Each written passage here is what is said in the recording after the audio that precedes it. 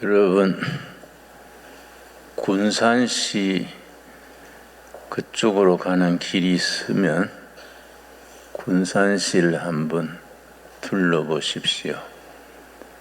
거기에 대우 자동차가 있었고, 대우 자동차가 미국 자동차 회사 GM에 그걸 넘겼습니다.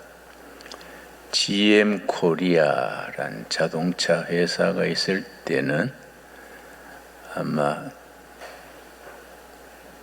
7, 8천 명이 거기에서 근무하고, 거기서 오는 또 여러 가지 부설 사업들이 융성해서 군산시가 아주 번창했었습니다. 그런데 노조가 너무 강성 노조가 돼서 데모를 하다가 서로 대화가 안 되니까 노조의 강경파들이 사장실을 점검해서 악덕 기업 물러나라, 막 그렇게 극한 투쟁을 하니까 GM 쪽에서 학을 떼서 물러나 버렸어요. 지금 군산시는 아주 파리를 날리는 도시가 됐습니다. 그래, 회사 사용주와 노동자들이 의논해서 나라를 발전시켜야 하는데, 민주주의 사회에서 노조가 참 꼭 필요하지요. 근데 그게 이제 상식과 국민 경제를 생각하고 룰을 따라야 하는데, GM 코리아 노조처럼 너무 강경 일본도로 나가면서 물러나라 사장실 점검해서 그러면 실제 물러나 버리고 나니까 자기들이 실직자 된 건 말할 것도 없고 시민 전체가 경제가 어려워졌지요. 우리 여당에서 노란봉투법 하는 걸 통과시켰습니다. 노란봉투법이란 말 들었습니까? 나는 뭔 법이 노란봉투법인가 알아보니까 노동조합에서 불법 데모를 하고 파업을 하고 해도 사용주가 그걸 제재하거나 고발하거나 할 수 없는 법이지요. 그래 되면은 사용주들이 회사 측에서 노조를 법적으로 제어할 수 없으니까 의욕이 떨어지지요. 내가 아는 사장님은 노란봉투법 통과되는 걸 보고 나한테 그래요. 아이고, 골치 아프게 노조하고 싸우기도 싫고 경기도 나쁘고 새 줘버리고 골프나 치러 다닐랍니다. 그래서 내가 그러면 안 되지요. 지금까지 참 어려운 시절을 지나왔는데 희망을 가지고 합시다. 그래도 뭐 벌써 결심했더라고요. 참 이런 사회가 노동자들도 살아야 되고 회사 경영인도 살아야 되고 같이 살 생각을 해야지, 정부에서 노란봉투법 이런 걸 만들어 가지고 노동자들 편만 들면은 기업이 흔들리게 되지요. 우리나라에서 그나마 국제 경쟁력이 있는 층은 둘입니다. 기업가들. 그 월급달 연말이 되면은 직원들 월급 때문에 머리에 쥐가 난다 그래요. 그 월급 해대느라고 그래가지고 기업을 일으켰는데,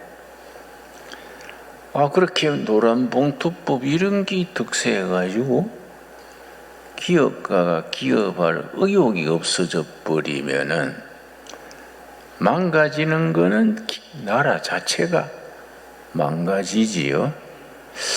우리가 나라 위해서 기도해야 될 때입니다. 나는 설교 때는 가능하면 그런 얘기는 좀 안 하는 게 좋겠다 생각하는데, 그러나 우리가 기도 제목이 분명해야 되지요.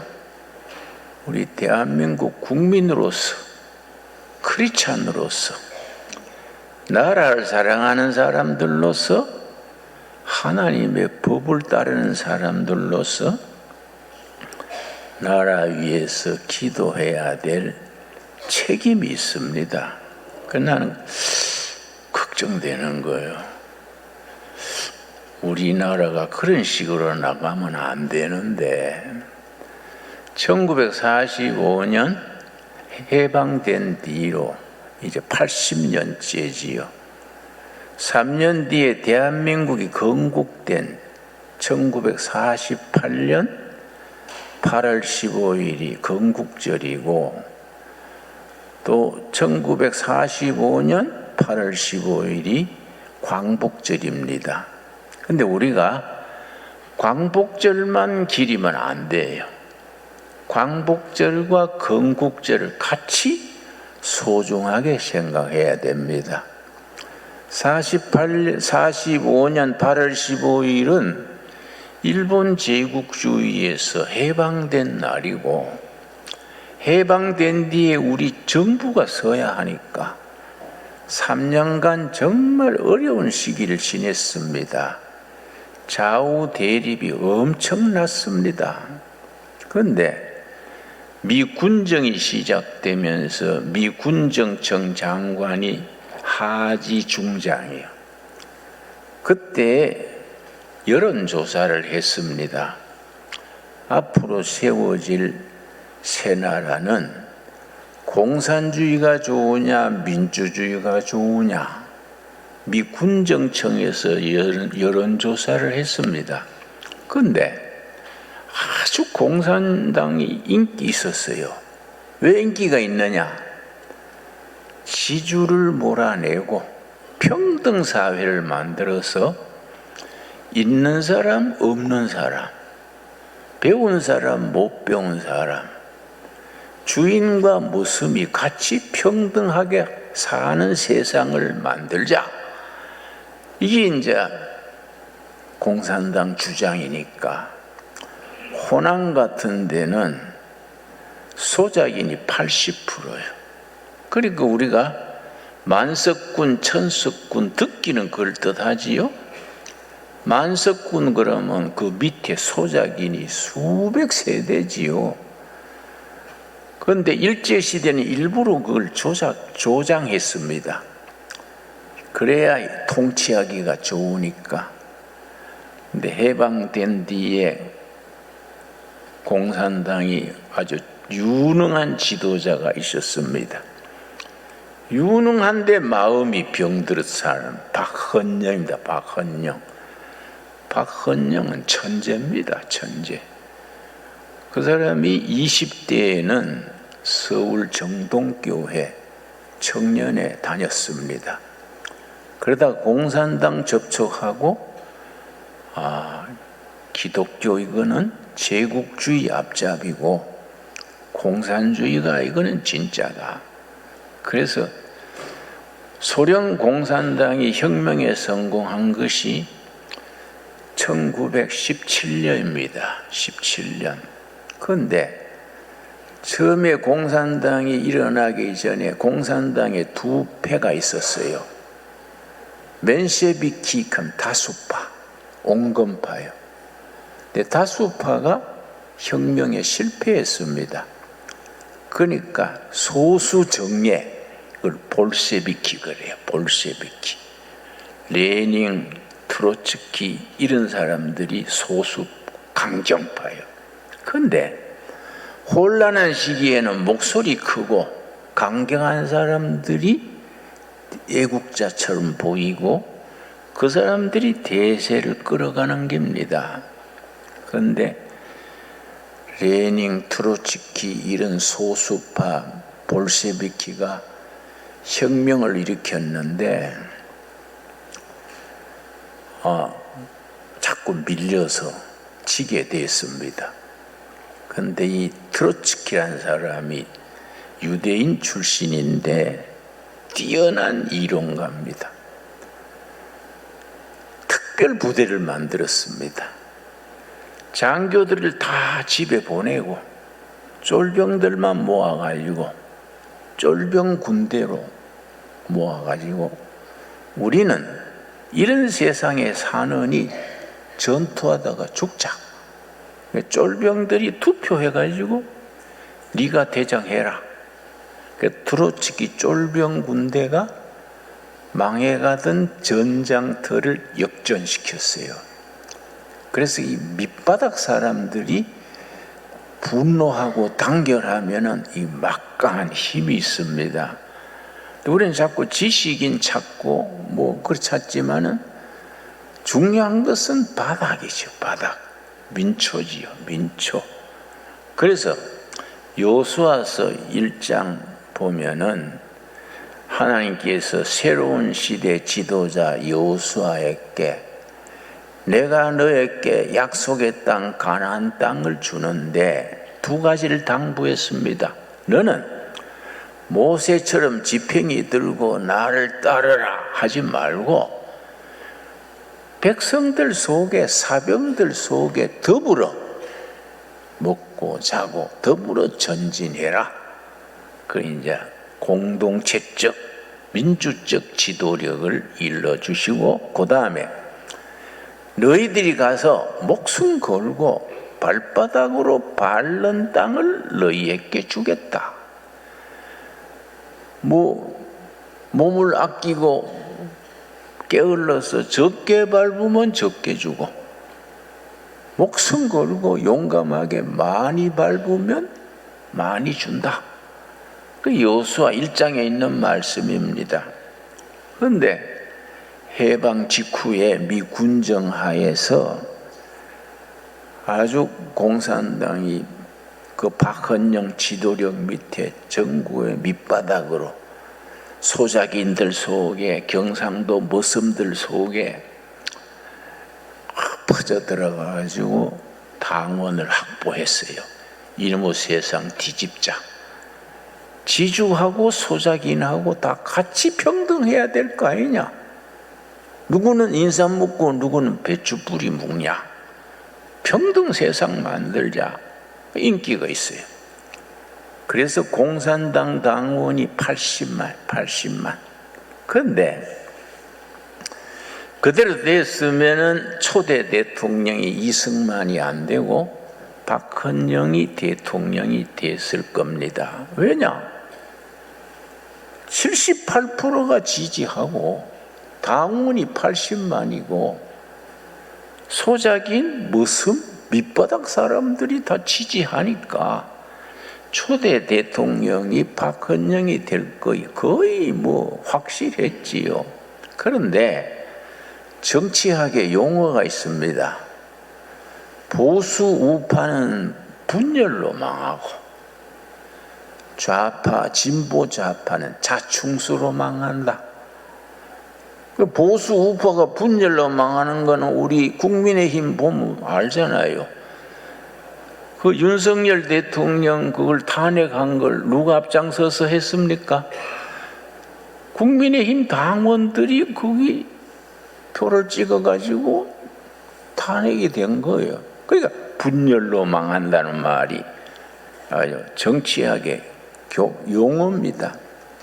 그런데 좌파 진보 진영은 자충수를 두는 거예요. 왜냐?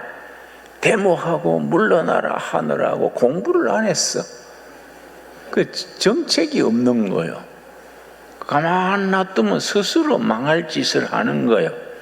그래 내가 볼 때 노란봉투법 같은 거는 자충수가 시작되는구나. 안 그렇습니까? 그 나라에 기업하기가 좋아야지 노조만 밀어주고 기업가를 이렇게 기업할 의욕이 없게 하면은 우리나라 같이 지하 자원이 없는 나라는 이거는 망하는 길로 나가는 거지요.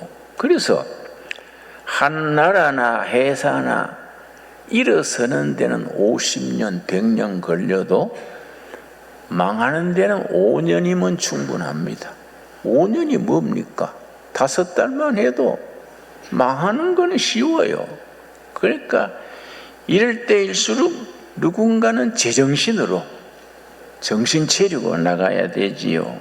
그런데 공산당이 해방 후에 지지가 78%지 북한에는 소련이 와가지고 김일성이 잡고 있지. 이러니까 남한 정세가요 바람 앞에 등불 같았어. 그대로 나갔으면 이거는 공산화 되는 거예요. 그런데 이 박헌영이라는 사람이 죽을 꾀를 쓴 거예요. 자기가 이제 대통령 다 된 줄 알고 당비가 모자리니까 위조 지폐를 만들었어요. 그래, 위조 지폐를 조선 정판사라는 인쇄소를 일제시대 돈 찍어내던 인쇄소를 인수해가지고 일본 시대 100원짜리 돈 찍던 그걸 구해가지고 위조 지폐를 계속 찍었습니다. 그걸 당비에 80만 당원을 유지하려니까 돈이 필요하지요. 또 경제가 혼란해져야 공산당이 유리하지요. 그래서 공산주의는 그때나 지금이나 나라 생각보다가 자기들의 계급, 당을 중요시하기 때문에 자기들이 집권하려고 그러면 경제가 혼란해져야 돼. 경제가 잘 되면 곤란한 거예요. 그래서 위조 지폐를 찍어가지고 서울 소공동, 지금 서울 롯데호텔이 있는 조선호텔 그 부근에 일제시대 인쇄소를 사들여가지고 거기에 밤새 돈을 찍었어요. 그런데 미 군정청에서 위조 지폐가 너무 많이 들어오니까 경제가 이거 흔들리지요. 그래서 일본 시대에 경찰하던 사람 채용한 거예요. 그 사람들이 수사를 잘하잖아요. 그래서 일본 경찰 출신을 쓰게 된 동기가 거기서부터 시작됩니다. 이 위조 지폐를 조사하라. 그러니까 참 일제시대 일본 형사 앞제비들이 그 아주 뛰어나잖아요.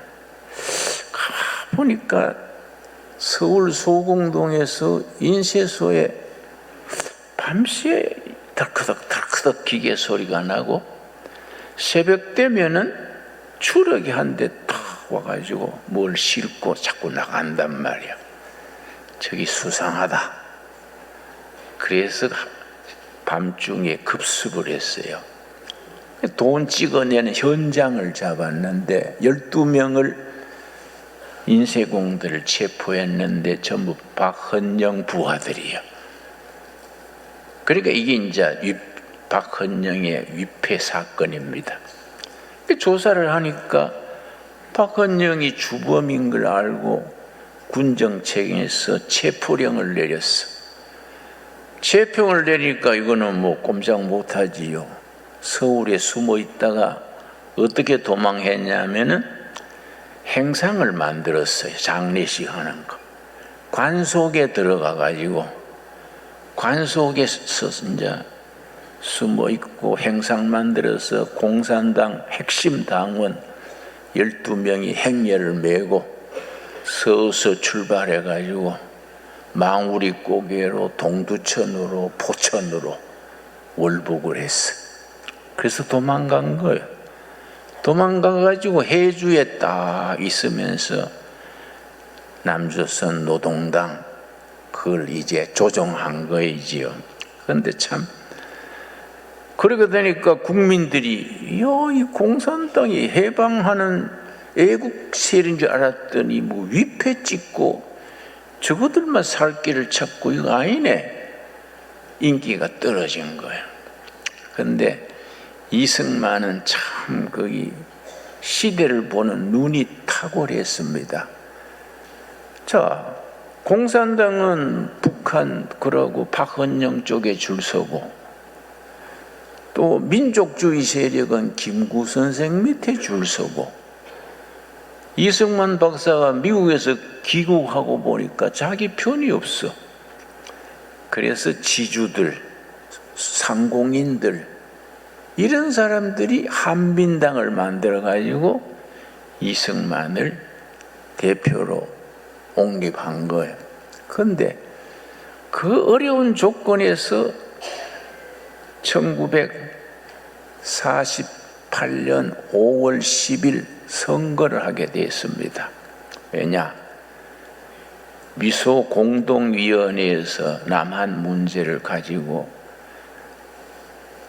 대화하다가 자꾸 미국 쪽에서 보니까 공산당 흉계가 이거는 남조선까지 공산화하려는 계획이 보이거든요.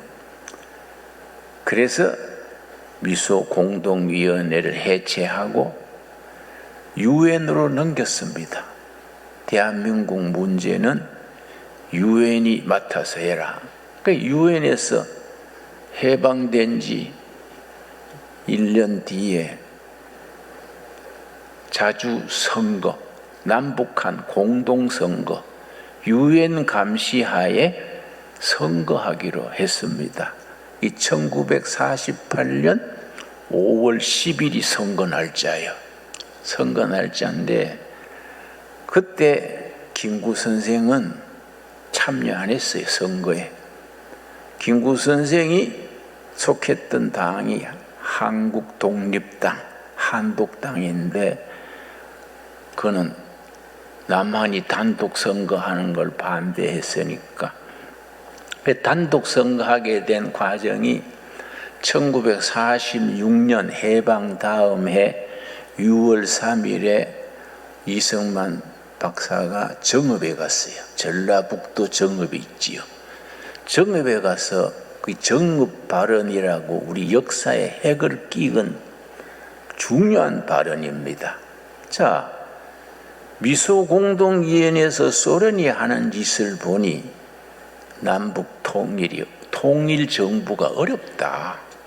소련은 분명히 공산화하려 하니 그냥 있다가는 우리 남조선까지 공산화될 게 틀림없다. 그래서 1946년 6월 3일에 이승만 박사가 정읍에서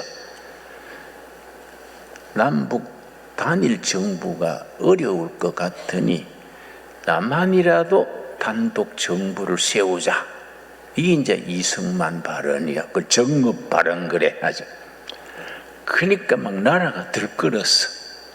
박헌영의 공산당 계열은 막 매국노라 그러고, 그리고 김구 선생, 그리고 김규식이란 중도 우파, 여운영이란 중도 좌파. 미국의 하지 사령관은 좌우 합작 정부를 만들라 했어요. 이승만한테 정권 줄 생각이 조금도 없었어. 미국 하지 중장이. 중도 우파의 김규식, 중도 좌파의 여운영을 대표로 해서 좌우 합작 정부를 세운다. 미 군정청에 계획을 했어요. 근데 그걸 이승만 박사가 그래 되면 문제가 있다. 왜냐? 2차 대전 후에 동독, 폴란드, 체코, 헝가리 전부 30개 나라가 좌우합작 운동을 했어요. 좌우합작 운동했던 나라들이 30나라가 전부 공산화돼 버렸어. 이승만은 국제정세에 밝으니까 그거는 공산주의로 가는 지름길이다. 동구라파를 봐라. 동독이니 헝가리니 체코니 전부 좌우합작 운동하다가 공산화됐지 않냐? 대한민국도 소련의 흉내가 좌우 합작, 그리고 우파의 김규식 내세우고 좌파의 여운영 내세워가지고 좌우 합작 정부 세우려고 그렇게 작업을 진행하는데 그 한 사람이 중요해요. 이승만 박사는 그걸 꿰뚫어 본 거예요. 이래가면 공산화된다. 그래서 정읍에 가서 46년 6월 3일 좌우 합작 이런 거는 안 된다. 남한 단독 정부라도 세워가지고 공산화를 막고 다음 단계로 통일로 나가야 한다. 그게 이제 우리 역사의 획을 끄는 거예요. 그래서 이제 유엔에서 48년 5월 10일 정부 선거를 하게 됐는데 유엔 선거감시인단이 휴전선 넘어 38선 넘어 북한에 들어가려니까 북한은 공산당이 다 차지했으니까 유엔 감시단을 못 들어오게 했어요. 우리가 알아서 한다. 유엔 감시단 오지 마라. 그러니까 이승만 주장대로 남한이 선거를 단독으로 했는데 그때 이제 서울의 공산당 서울 지부장이 그 사람이 아주 특출한 사람입니다. 그 사람이 홍민표요. 홍민표. 우리 해방 역사에 대단히 중요합니다.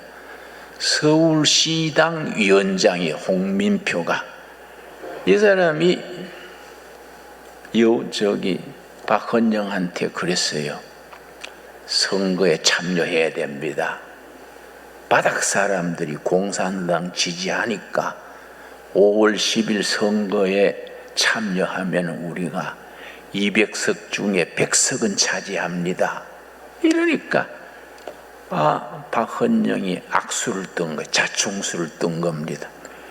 김일성과 박헌영이 북한에서 의논해가지고 남한 새로운 선거에 협조하지 말고 서울시당 공산당원이 6만 명이 됐어. 6만 명이 수류탄 10,000개를 구해가지고 선거날 폭동을 일으켜라. 선거가 안 되게 해라. 이런 지시가 내렸네. 그런데 홍민표는 그래 하면 기회를 놓친다. 선거를 해가지고 100석만 차지하면 우리가 되는데 왜 선거에 참여 안 하고 수류탄 10,000개 가지고 폭동 일으키면 우리는 남조선에서 우리는 기회를 잃는다. 서울시당 위원장이 그러니까 북한 김일성 공산당에서 괘씸하거든. 자기 말을 안 들으니까 평양으로 올라오라.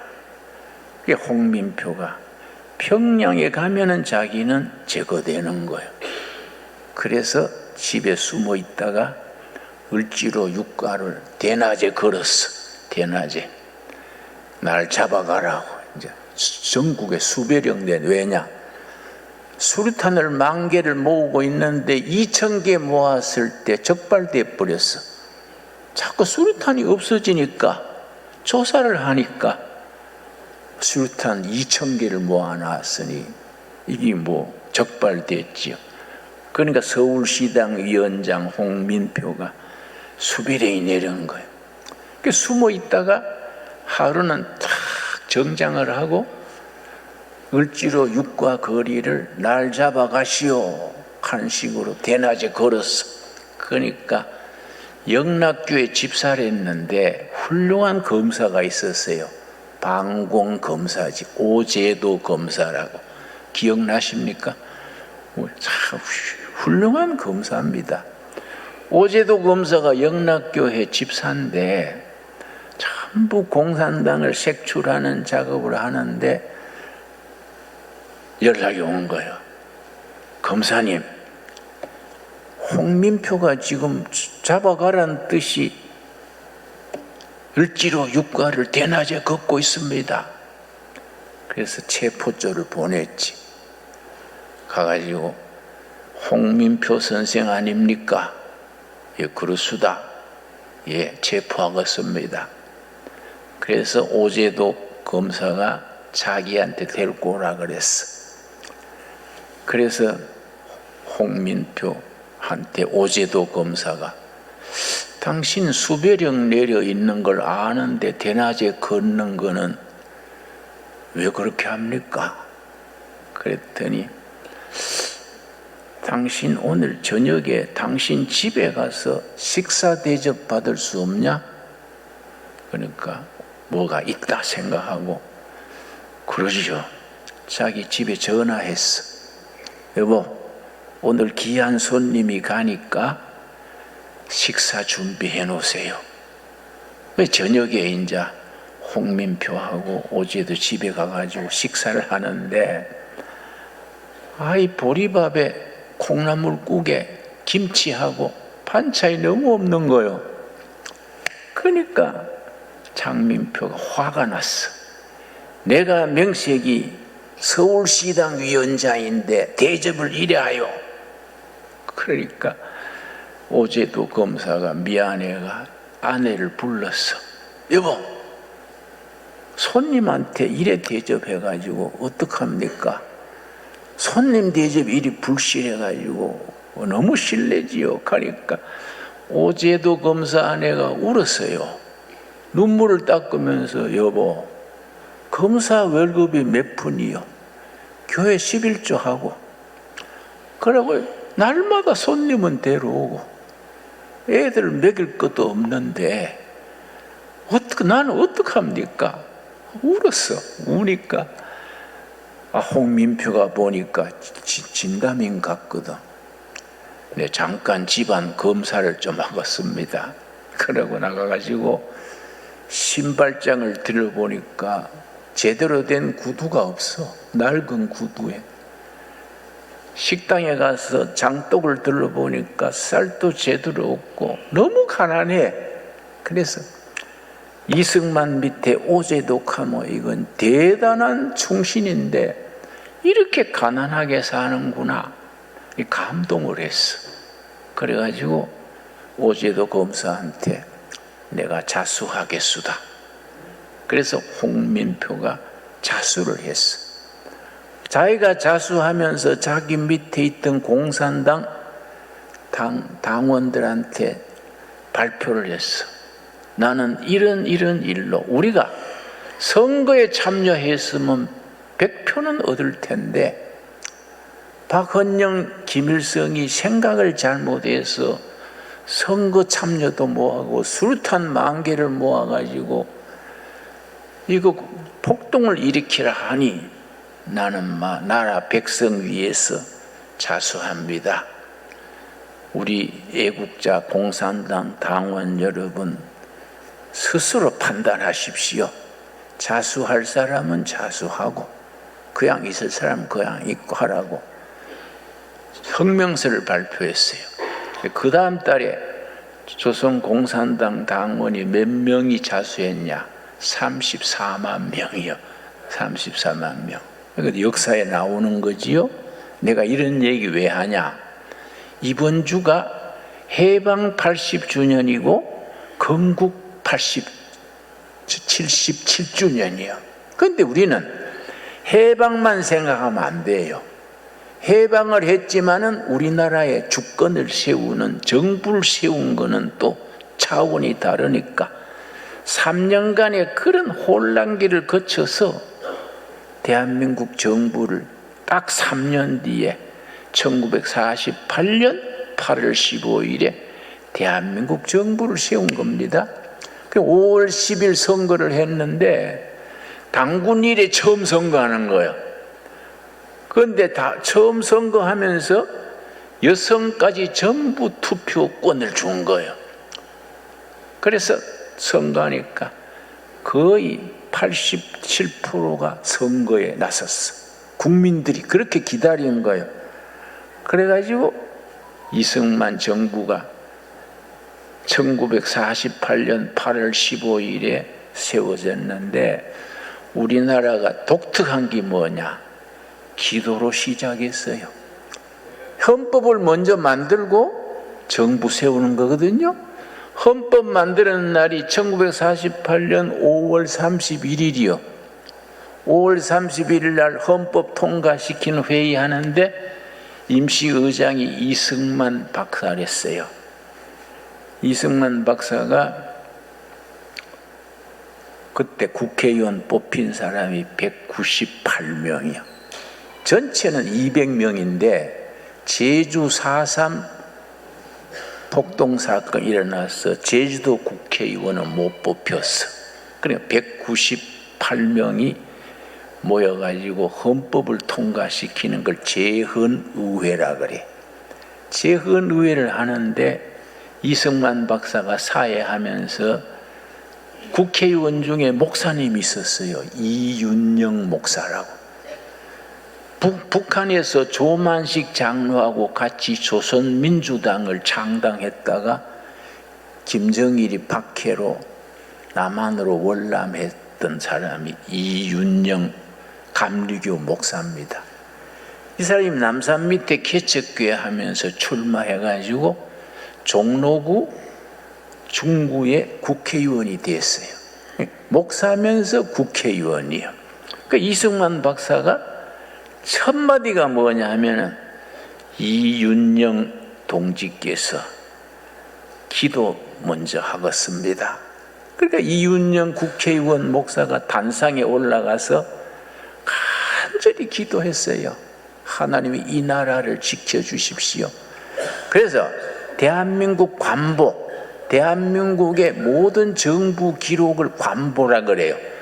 대한민국 관보 제1 1호에 이윤영 목사의 기도문이 그대로 나와요. 국회 도서관에 가면은 관보가 쫙 있습니다. 첫 번째 관보 1페이지에 이윤영 목사의 기도부터 나와요. 나는 그 국회 도서관에 가서 그걸 옮겨 적다가 감동해서 눈물이 나더라고.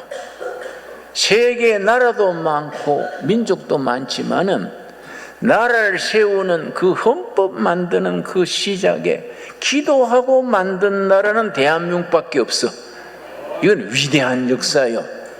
그러니까 이 나라는 기도로 시작을 했어요. 근데 그 이윤영 목사의 기도 내용이 내가 한번 인쇄해가지고 돌려드리겠습니다. 다 나누어 드리겠습니다. 그 하나님 사랑과 결의 사랑이 절절히 가슴에 다가와요. 그래서 시작된 나라가 대한민국이지요. 그런데 여러분, 대한민국이 정부 수립 70주년, 77년, 해방 80주년 돼가지고 세계 역사에 뛰어난 나라를 만들었지요. 2차 대전 후에 새로 생긴 신생 독립국가가 120나라입니다. 120나라 중에서 도움 받던 나라에서 도와주는 나라로 바뀐 나라는 한 나라요. 어느 나라겠습니까? 대한민국만 원조 받던 나라에서 원조 주는 나라로 만들었습니다. 이승만 대통령이 1948년 대통령에 취임하고 나니까 국가 예산의 80%가 미국 원조 물자예요. 미국의 잉여 농산물 480 잉여 농산물 간 법이 있어요. 미국에 남는 양식을 후진국에 원조해 준다. 그게 480 법이라 그래. 그 원조 물자를 양식을 받아 가지고 그걸 국민한테 팔아 가지고 공무원 월급 준 거예요. 그러니까 수출액이 저 탕그스텐 그 중석 그래, 중석. 여자들 가발, 오징어 이것밖에 수출 못했어요. 그게 뭐 그때 200만 달러인가 그래요. 그러니까 나라가 뭐 국가 재정의 80%가 미국 원조니까. 그런데 이승만 박사가 국민의 80%가 문맹이요, 문맹. 난 놓고 기억자를 몰라. 이승만 박사가 이래가지고는 민주주의를 못한다. 민주주의 투표하려면 자기 이름이라도 써야지. 이러고는 안 된다.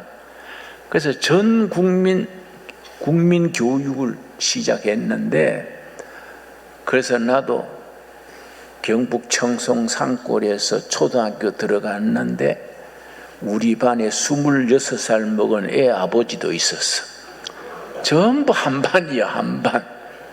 120명이 한 반이야. 전부 뭐 국민 교육. 그런데 교과서를 찍을 돈이 없어. 그래서 이승만이 미국 갔어요. 미국 가가지고 미국 록펠러 뭐 이런 재벌들한테 찾아다니면서 나라를 세웠는데 교과서를 찍을 돈이 없어. 민주주의 교육을 시켜야겠는데 이거 돈이 없으니 좀 지원해 주세요. 미국말로 도네이션이요. 도네이션 해주세요. 그러니까 돈 모아가지고 교과서 찍었어요. 우리가 그 책으로 바두가 이리 오너라 그거 배운 거예요. 그래, 이 나라가 이만큼 존재하는 게 기적이요. 하나님의 은혜로 믿습니다, 나는. 근데 지금 와서 뭐 노란봉투법이니 뭐 이렇게 쌓고 역사가 거꾸로 가는 것은 이거는 하나님이 기뻐하지 않고 국민들에게 이거는 손해를 주는 정치지요. 기도해야 됩니다. 그렇다고 나는 뭐 길거리에 나가서 물러가라 옛날 많이 해봤는데 이제 좀 그런 방법 보다가 지금은 딴 거 없어. 하나님한테 부르짖어야 돼. 하늘 보호자를 움직여야 돼요.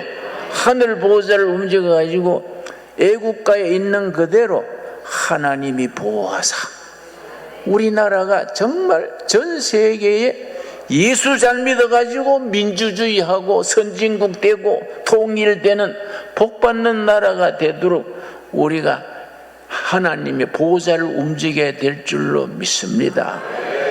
우리 신강두려교회는 그런 사명이 있어요. 내가 얘기하다 보니 시간이 다 가버렸네. 우리가 서론하는데 벌써 시간 가버렸네요. 예, 다음 주에 연속하도록 합시다. 그래서 우리가 뭐냐, 내가 왜 이런 얘기 하느냐, 우리 국민이 너무 몰라요. 너무 몰라. 투표할 때도 눈을 감고 찍는 건지 제대로 찍지를 못해. 이승만 박사가 투표 제대로 시키려고 미국서 종이 구걸에다가 바두가 이리 오너라 교과서 찍어서 국민교육 시켰는데 국민들이 학벌은 좋은데 머리가 비었어. 머리가 빈 사람들이 국회에 꽉 차면 국회의사당이 골빈당이야. 그렇지요? 성경에 바른 지식이 없는 교인들이 예배당에 모이면 예배당이 골빈당이야. 그러니까 우리가 잘해야 됩니다. 정말 잘해야 돼요. 정신 바짝 차리고 잘합시다. 예. 그래서 교회 중에 교회, 빛을 발하는 교회로 우리가 한번 일어섭시다. 예. 기도하겠습니다. 하나님 감사합니다. 때를 따라 도우시는 아버지 은혜로 이 나라를 이만큼 원조 받던 나라에서 원조해주는 나라로, 아시아에서 처음 기독교가 성공한 나라로, 민주주의 모범국가로 이끌어 주신 것 감사합니다. 이 나라를 이끄는 지도자들 불쌍히 여기셔서 그들의 생각을 고치게 하시고 바른 길로 인도하여 주시옵소서. 이 나라를 고칠 수 있는 법은 신약, 구약인 줄로 믿습니다. 말씀에 의지해서 우리가 힘을 다하고 기도를 합하여 하늘 보호자를 움직여서 좋은 나라, 통일한국, 선진한국을 후손들에게 물려주게 하여 주시옵소서. 예수님 이름 받들어 기도드려 싸움나이다. 아멘.